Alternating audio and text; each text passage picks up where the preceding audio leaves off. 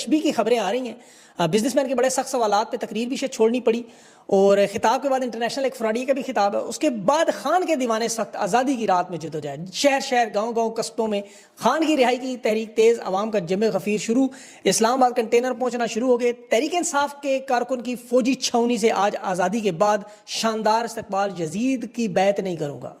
और इसके साथ साथ बाजोड़ में भी 6 मुतालबात कर्फ्यू खत्म होने और नामंजूर होने की सूरत का लाएमल भी। और 26वीं आईनी तरमीम में बहुत बड़ी हेरा फेरी, नून लीग स्टैब्लिशमेंट एक दूसरे को ब्लैकमेल कर रहे हैं। नवाज शरीफ ऐलान करेंगे मोहसिन नकवी को वज़ीर आज़म नहीं बनाने देंगे। असेंबली में आज एक बड़ी वारदात भी हुई, मौलाना भी तहरीक इंसाफ के साथ खड़े होने की बात कर रहे हैं। मदनी मस्जिद बाजोड़ा ऑपरेशन पे उसका खिताब भी काटा गया। इन तमाम खबरों की तफसील से बात करते हैं। जो सबसे पहले तहरीक इंसाफ का जो आज रिहा होने वाले मिलिट्री की कैद से सियासी रहनुमा हैदर मजीद 2 साल की कैद खत्म हुई, जेल से निकलते साथ ही पहला नारा इमरान खान जिंदाबाद और साथ ही यजीद की बैत नहीं करूँगा। देखिए, बेगुनाह जब हो, अल्लाह की मदद हो, अवाम साथ हो, तो जेल से निकलने वाला सख्त मुसीबतें मुश्किलात सहने वाले भी धाड़ते हुए निकलते हैं, नारे लगाते हुए, क्योंकि अवाम साथ है। एक तरफ 7 लाख लोग भी आपके साथ हो, ट्रंप भी हो, आप ड्राइंग रूम में भी बैठ के चोरी छुपे सरगोशियाँ खान की बातें करते हैं और बाहर कहते हैं हमारी 90% मकबूलियत है। आपको पता है मैं किसकी बात कर रहा हूँ। ये जो कैदी निकले इनकी सेहतें देखें, इनके गाल देखें पिचके हुए, ये नौजवानी में बुजुर्ग लगते हैं। अब कैदोबंद की सौतें बर्दाश्त, अपने घर बार तबाह बर्बाद कर, बच्चे शहीद करवा चुके हैं और गिरफ्तारी के बाद बाहर निकल कह रहे हैं यजीद की बैत नहीं करेंगे इमरान खान लेकिन जिंदाबाद। ये नजरिया और क्या चाहिए आपको? ये झंडे उठाए हुए आपको नजर आ रहे हैं। ये रियासत की बर्बरियत, बेरहमाना, सफाकाना, बुजदिलाना रवैया बर्दाश्त करें। एक तरफ लाहौर की सड़कों पर अवाम कैदी नंबर 804 की नारे, सड़कें लाल और सब्ज रंग से, खवातीन, बच्चे, बुजुर्ग। अब देखें तो सही है नजरिया। ये 2 साल बाद कैद होने वाला बंदा बेटे को बाप मिलने की कोशिश कर रहा है, हैदर मजीद का बाप, उसे जानवरों की तरह ये लोग जानवर जो हैं उठा के लेके जा रहे हैं। इंसाफ स्टूडेंट फेडरेशन के मलिक बिलाल को भी पकड़ा, 10 मजीद लोग भी पकड़े कि झंडे उनके हाथ में तहरीक इंसाफ। बाखुदा ये नजरिए की जीत है। जब जालिम को ये जुल्म पहुंचे कि 2 साल तक वो तोड़ ना सके और ये वो नारे में, तो नजरिया जीत गया। खान का ये सिपाही बड़े फख्र से सर बुलंद करके आगे फूलों के देखे लोग जिन छावर कर, गाड़ी उसकी फुल हुई थी। ऐसा इस्तकबाल अमरीका बेल्जियम में ख्वाब ही है इनका जो हैदर मजीद का हो रहा है। ये 9 मई फॉल्स फ्लैग अवाम ने उस वक्त भी मुस्तरद किया और आज भी मुस्तरद। ये मिलिट्री की कैद से नहीं, ऐसा लगता है भारत की तिहाड़ जेल से निकला हुआ आज़ादी का कैदी है। इसके चेहरे की मुस्कुराहट ये नहीं छीन सके। कुछ कह रहे थे कि हैदर मजीद देखे कमज़ोर लग रहा, 2 साल पहले इसकी क्या हालत होगी। मेरे ख्याल में ये वो लोग हैं जो नजरिए की आग में पककर सोने से कुंदन हुए हैं और ये है वो असल लीडरशिप जो आपको साल नजर अब आएगी। मुखालिफिन के चेहरे देखें, गलाजत, मायूसी, खौफ। घरों की निजी महफिलों में बैठ के ये पैगाम रसान टाउटों से, सहाफ़ियों से पैगाम दिलवाते हैं कि जरूरत नहीं है इमरान खान का नाम लेके बात कर सकें। और इमरान खान वहाँ जेल से भी बैठ के अपने नज़रिए पर रोज़ इनको लताड़ता है। और इनसे तो सनम जावेद नहीं टूट सकी, मुस्कुराहट नहीं छीन सके, आलिया हमजा, डॉक्टर यास्मीन राशिद, महरम बलोच ही नहीं तोड़ सके।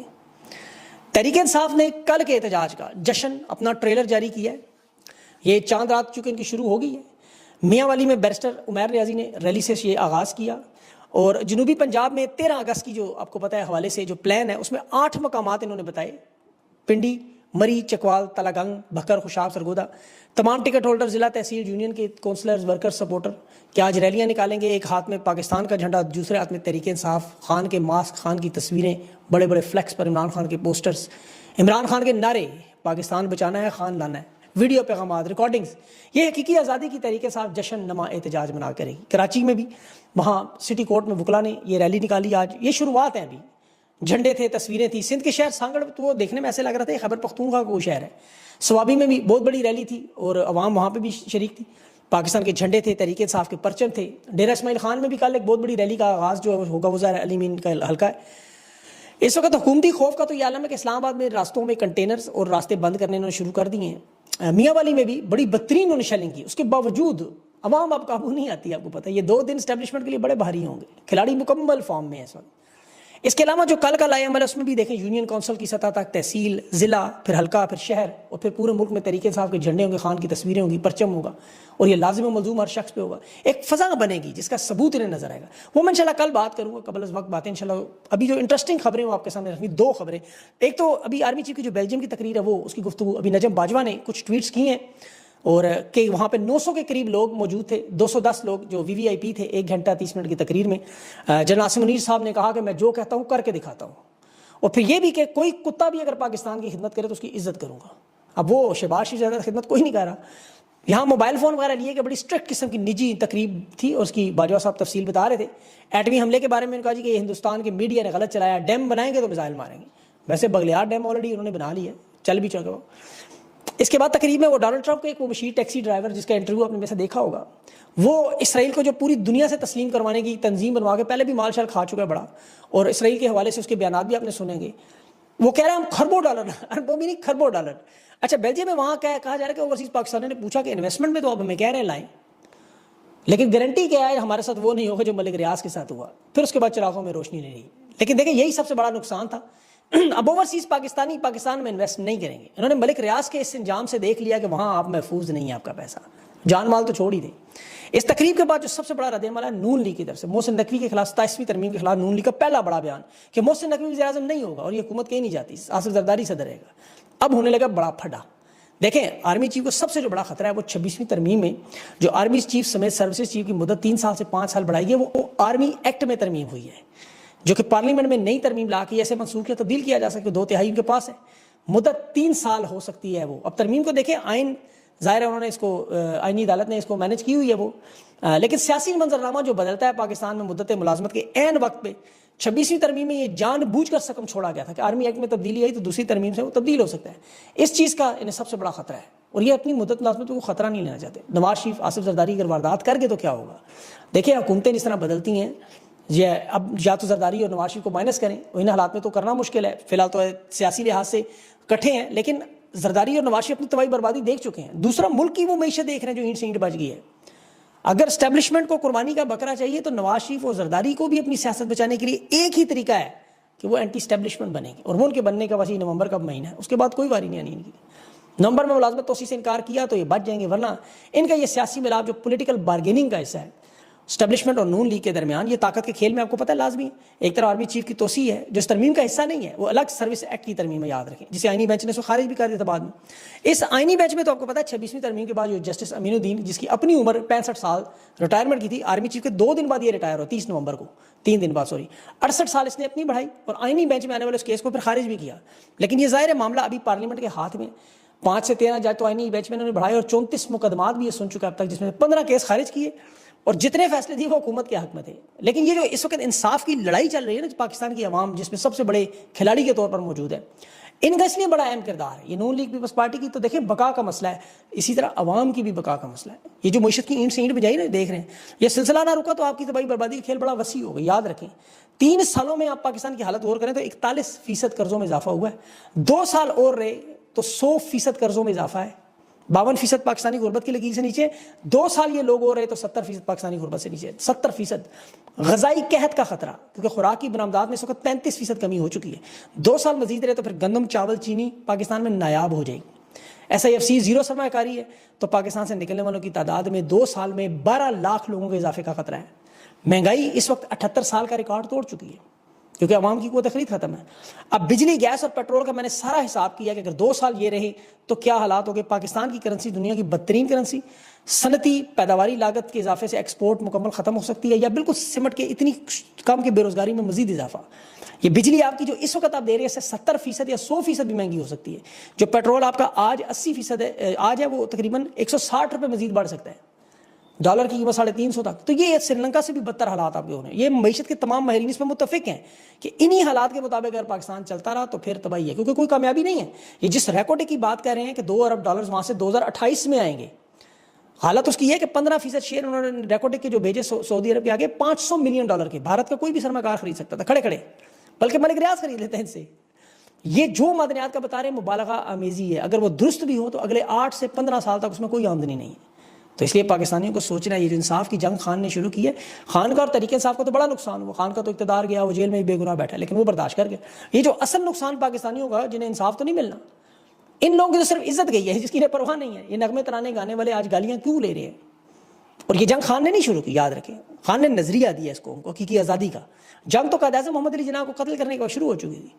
जिस तरह फातिमा जिन्ना को कत्ल किया, शहीद किया गया, पोस्टमार्टम पे उनकी पसलियाँ टूटी हुई थी, जिस्म पे उनके तशद्दुद के निशान आते, गुस्ल करने वालों की आज भी बयान है। ये जंग उस वक्त शुरू हो चुकी थी, इसीलिए इन्होंने सारे मामले को दबाया।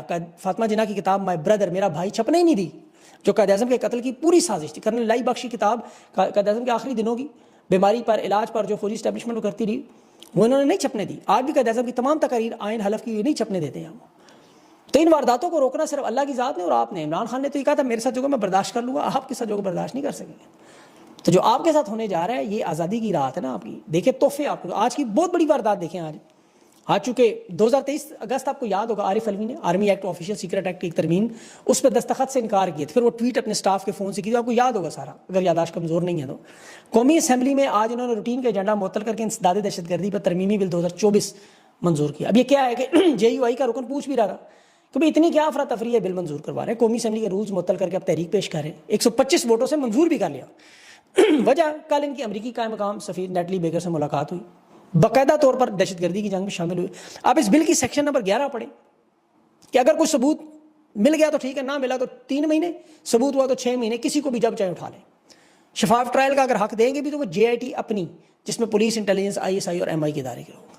इस पे तो वो पीपल्स पार्टी का रजा रबानी भी चीख रहा है। वो कह रहे थे इंसानी हकूक़ की खिलाफ वर्जी है। एमनेस्टी इंटरनेशनल ने कहा ये इंसानी हकूक़ के आलमी म्यार से भी नीचे है। एक म्यार रखा हुआ उन्होंने, उससे तो कहते हैं हुकूमती ह्यूमन राइट्स ने भी कहा।